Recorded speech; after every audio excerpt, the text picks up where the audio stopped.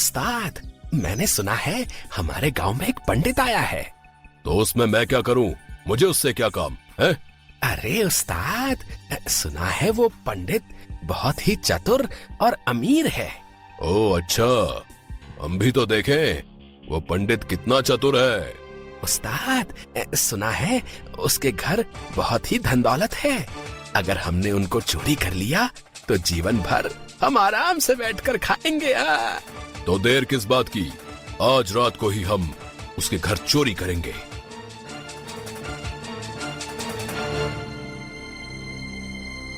सुन मुन्ना, कोई गड़बड़ नहीं होनी चाहिए। पिछली बार हम बाल बाल बचे थे। ठीक है उस्ताद, इस बार कोई गलती नहीं होगी है। फिर वो दोनों पंडित के कमरे में घुस जाते हैं। कहाँ छुपा कर रखे हैं इसने पैसे? मुन्ना, तो यही पंडित के कमरे में ढूंढ, मैं वहां जाकर देखता हूँ। और अगर कोई गड़बड़ हुई तो मैं तुझे सूली पर लटका दूंगा, समझा? फिर वो दोनों इधर उधर पैसों को ढूंढने लगते हैं कि तभी मुन्ना के हाथ से एक मिट्टी का बर्तन गिर जाता है और पंडित श्रीधर की नींद खुल जाती है। कौन है? कौन हो तुम? और अंदर कैसे आए? सत्यानाश हो इसका, जिसका डर था वही हुआ। बचाओ बचाओ, अरे मुझे इन चोरों से कोई तो बचाओ। ज्यादा शोर मत कर पंडित, नहीं तो इस बंदूक से तेरा भेजा उड़ा दूंगा। कौन हो तुम और तुम मुझे मारना क्यों चाहते हो? सुना है तेरे घर में बहुत ही धन दौलत है। अब चुपचाप वो सारे पैसे मुझे दे दे, नहीं तो अंजाम बहुत बुरा होगा, समझा? लेकिन मैंने तो वो सारे पैसे जंगल में एक पेड़ के नीचे गाड़ दिए हैं। क्या? लेकिन क्यों? इसलिए ताकि उन पैसों को घर से कोई चुरा ना ले। ओह अच्छा, तो तू खुद को बहुत ही शातिर समझता है। चल अब जल्दी से ये बता कि वो पैसे तूने किस पेड़ के नीचे गाड़ के रखे? मैं नहीं बताऊंगा उस पेड़ के बारे में, तुम्हें जो करना है वो करो। लगता है तू ऐसे नहीं मानेगा। ठीक है, तो अब मुझे तुझे मारना होगा। रुको रुको, मैं सब बताता हूँ। मैंने वो पैसे जंगल में एक बड़े से बरगद के पेड़ के नीचे गाड़ दिए हैं। खबरदार, अगर मेरे पीछे आने की कोशिश की तो चल मुन्ना, अब हम वो सारे पैसे निकाल लेंगे।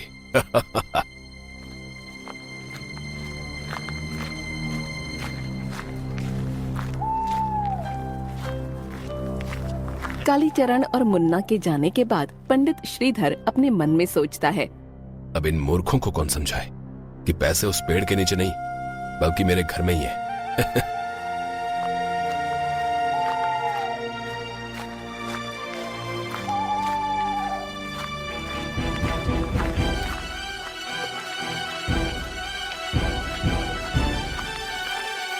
सबसे पहले हमें उस बरगद के पेड़ को ढूंढना होगा। थोड़ी दूर चलने के बाद मुन्ना कालीचरण से कहता है, उस्ताद, वो रहा बरगद का पेड़। तो उस पंडित ने इस पेड़ के नीचे पैसे छुपाए हैं। चल मुन्ना, अब जल्दी से खुदाई करना चालू कर।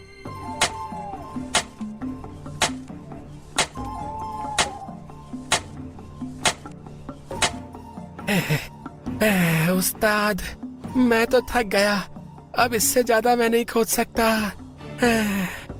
ला, अब कुदाल मुझे दे।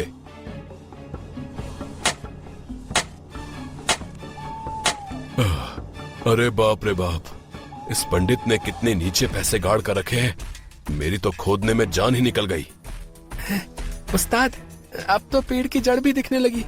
लगता है उस पंडित ने हमको उल्लू बना दिया। तू ठीक कहता है मुन्ना, लेकिन मैं उस पंडित को छोड़ूंगा नहीं।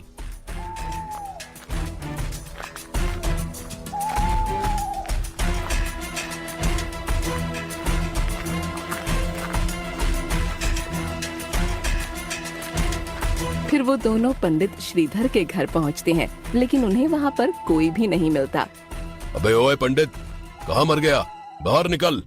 काफी देर आवाज लगाने के बाद उन्हें कोई जवाब नहीं मिलता है और तभी मुन्ना कालीचरण से कहता है, लगता है उस्ताद वो इस गांव को छोड़कर भाग गया।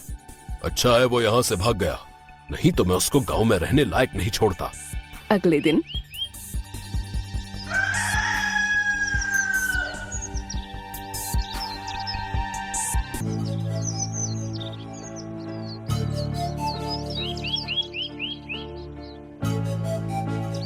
कल उस पंडित ने हमारी बहुत बेइज्जती की। उस्ताद, आपसे एक बात बोलूं?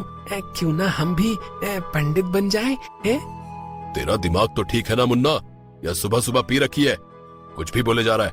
उस्ताद, अगर हम पंडित बन गए तो लोग हमको बहुत सारी दान दक्षिणा देंगे और हमको चोरी करने की जरूरत भी नहीं पड़ेगी। हाँ? बात तो तेरी सही है मुन्ना, लेकिन अगर हम पकड़े गए तो? अरे आप चिंता मत कीजिए उस्ताद, किसी को कुछ भी पता नहीं चलेगा। फिर वो दोनों पंडित का भेष बदल लेते हैं। उस्ताद, आप इस पंडित के भेष में एकदम लल्लन टाप लग रहे हैं। चल अब ज्यादा तारीफ मत कर मेरी, नहीं तो मुझे शर्म आ जाएगी। फिर वो दोनों गांव में एक नदी के किनारे पहुंच जाते हैं।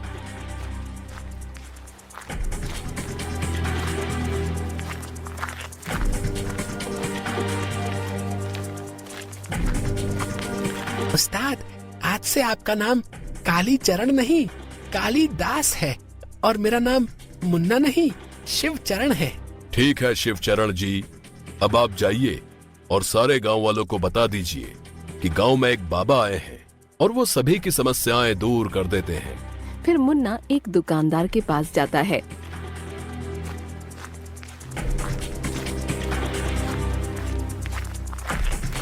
अरे प्रणाम गुरुजी। बच्चा, लगता है तू बहुत परेशान है। क्या कोई परेशानी है तुझे?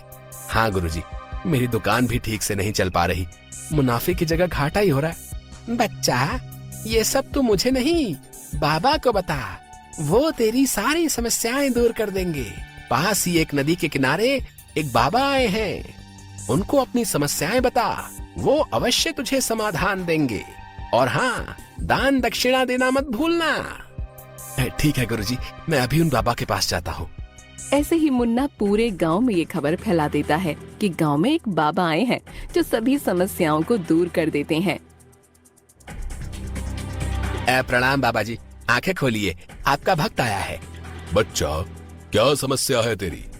बाबा जी, मेरी पत्नी मुझसे हमेशा झगड़ा करती रहती है और मेरी दुकान भी ठीक से नहीं चल रही है। मैं बहुत परेशान हूँ बाबा जी, कुछ करिए बाबा जी, कुछ करिए। बच्चा, ये ताबीज तेरे गले में बांध ले, कुछ दिनों में ही तेरी सारी समस्याएं खत्म हो जाएंगी। बाबा जी की जय हो, बाबा जी की जय हो। फिर वो आदमी कुछ दान दक्षिणा देकर वहाँ से चला जाता है।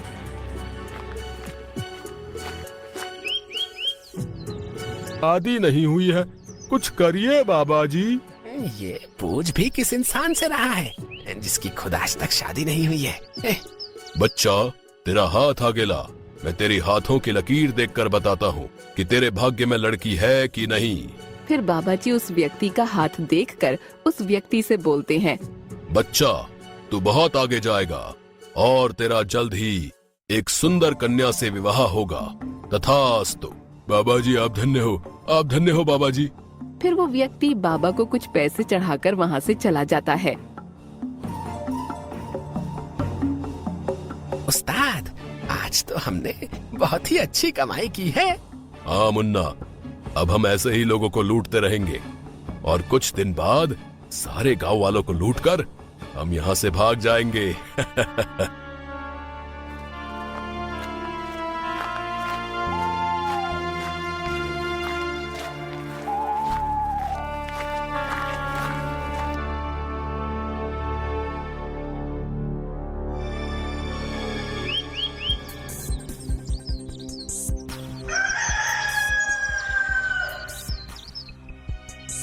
अगले दिन वो दोनों फिर से उसी नदी किनारे पंडित के भेष में उसी पेड़ के नीचे बैठ जाते हैं।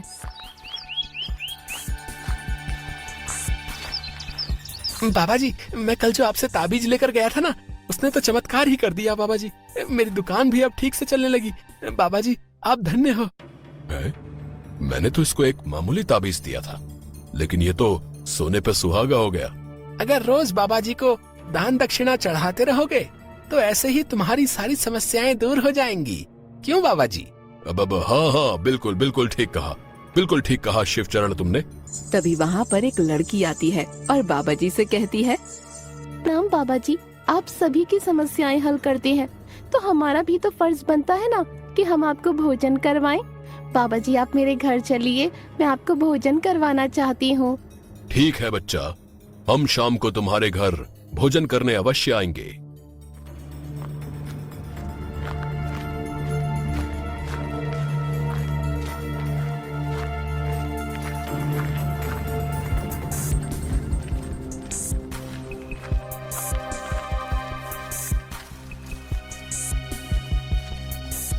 बाबा जी, आप आ गए। आइए अंदर आइए।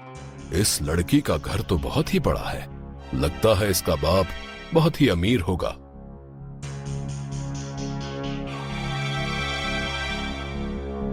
बाबा जी, आप दोनों हाथ धो लीजिए, मैं आपके लिए खाना लगा देती हूँ। फिर वो दोनों हाथ धोकर खाना खाने बैठ जाते हैं।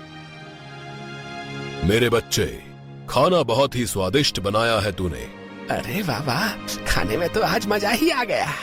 बच्चा, तेरे घर में और कोई दिखाई नहीं दे रहा है, सब कहाँ गए? बाबा जी की ये बात सुनकर वो जोर जोर से रोने लगती है। अरे क्या हुआ, तू रो क्यों रही है? बाबा जी, मेरी माँ मुझे पैदा होते ही छोड़ गई। मेरे पिताजी ने ही मुझको पाल पोस कर बड़ा किया, लेकिन वो भी अब कुछ दिनों से लापता है। तो फिक्र मत कर बेटा, तेरे पिताजी तुझे जरूर मिल जाएंगे। कालीचरण और लड़की आपस में बात कर ही रहे होते हैं कि तभी मुन्ना उस तस्वीर को देखता है और उसकी चीख निकल जाती है। आहा! क्या हुआ शिवचरण, तुम इतना चिल्ला क्यों रहे हो? अरे उस्ताद, जरा उस फोटो फ्रेम को तो देखिए। अरे बाप रे, ये तो पंडित श्रीधर है। कहीं अगर इसने पहचान लिया तो आफत हो जाएगी। उस्ताद, इस पंडित के आने से पहले हमें यहाँ से कल्टी मार लेनी चाहिए, नहीं तो आफत हो जाएगी। कालीचरण और मुन्ना आपस में बात कर ही रहे होते हैं कि तभी वहाँ पर पंडित श्रीधर आ जाता है। अरे पिताजी, आप आ गए। कहाँ थे आप इतने दिनों से? अरे मर गए रे। ए मुन्ना, जल्दी अपना चेहरा छुपा।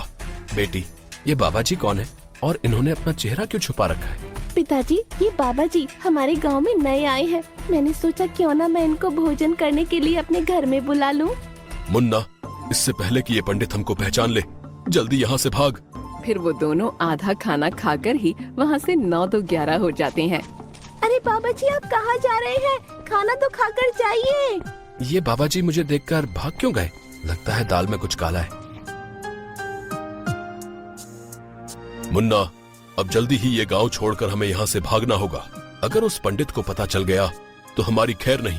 हाँ उस्ताद, आप सही कह रहे हैं। अगर कहीं उसे ये पता चल गया कि हमने लोगों को बहुत लूटा है तो हमारी सारी पोल पट्टी खुल जाएगी। हमें कल सुबह ही यहाँ से भागना होगा।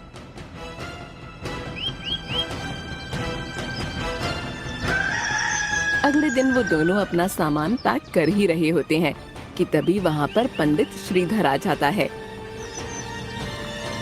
अरे पंडित जी, आप कहाँ जा रहे हैं? आपके भक्त आपका इंतजार कर रहे हैं। अरे कहीं नहीं, हम भला हमारे भक्तों को छोड़कर कहाँ जाएंगे? अच्छा, तो ये वही डाकू है जिसने मेरे घर में चोरी करने की कोशिश की थी। आज तो इनको ऐसा सबक सिखाऊंगा कि पंडित तो क्या, डाकू बनने के लायक भी नहीं रहेंगे। अरे क्या हुआ, तुम क्या सोच में पड़ गए? उस्ताद, एक्टिंग तो ऐसे कर रहे हैं जैसे सचमुच के बाबा हों। मान गए उस्ताद को। कुछ नहीं, चलिए, नदी के किनारे आपके भक्त आपका इंतजार कर रहे हैं।